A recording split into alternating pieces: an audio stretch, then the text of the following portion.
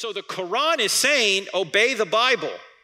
But the Bible says, nope, no more revelation. It's done.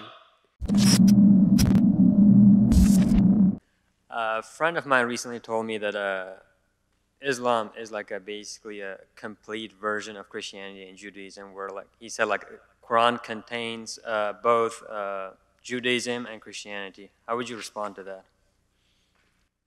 He said that Islam and Christianity, or Islam and Judaism are what now? Say that again. Get a little closer to the mic if you could.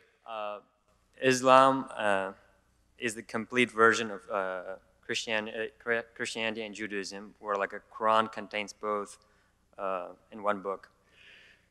I would first ask, what do you mean by that?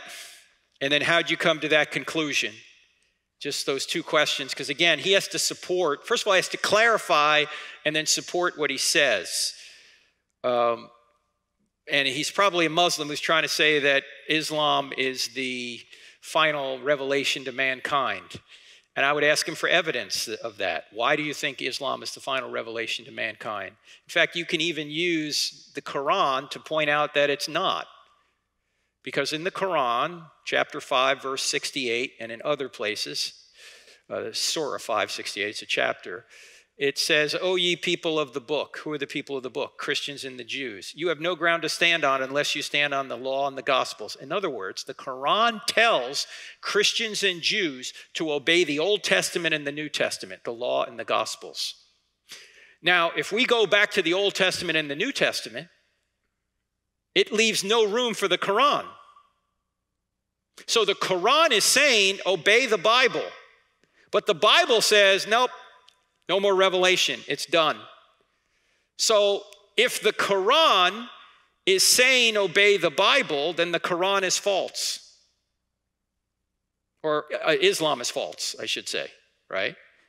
If the Quran is telling Christians and Jews to obey the Bible, and as Muslims will say, it's been corrupted, the Quran is also false.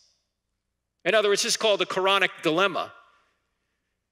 Whether you obey the Bible or not, the Quran must be false. Because if the Bible's true, the Quran is false. If the Bible's false, the Quran is telling you to obey a false document. So it's false both ways, at least in that point. Now, my friend David Wood, who's a brilliant apologist to Muslims, in fact, he helped bring Nabil Qureshi to faith. I don't know if you've ever heard that name, Seeking Allah, Finding Jesus.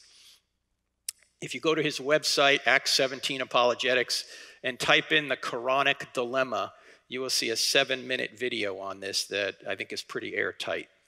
So you might want to show him that video if he's open to it. You might want to ask him, if Christianity were true, would you become a Christian? Or if Jesus rose from the dead to prove he was God, would you follow him? See what he says.